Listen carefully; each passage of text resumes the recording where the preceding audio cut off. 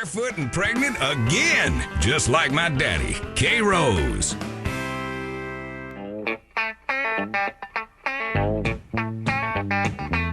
Yeah, here comes Amos. Now Amos Moses was a a Cajun. He lived by himself in the swamp. He hunted alligator for a living. He just knock him in the head with a stomp.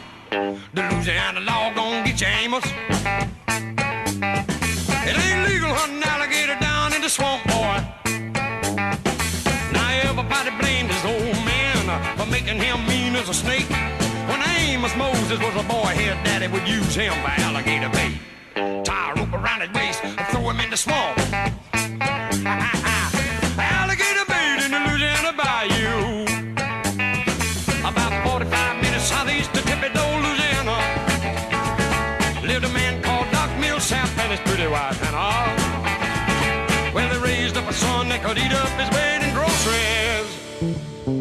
Named him after a man of the cloth. Called him Amos Moses. Yeah.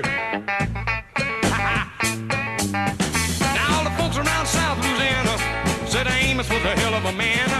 He could trap the biggest, the meanest alligator and just use one hand. That's all he got left, called alligator bit it.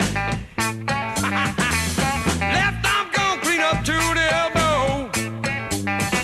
Well, the sheriff got wind that Amos was in the swamp trapping alligator skin. So he snuck in the swamp, gonna get the boy, but he never come out again. Well, I wonder where the Louisiana sheriff went to.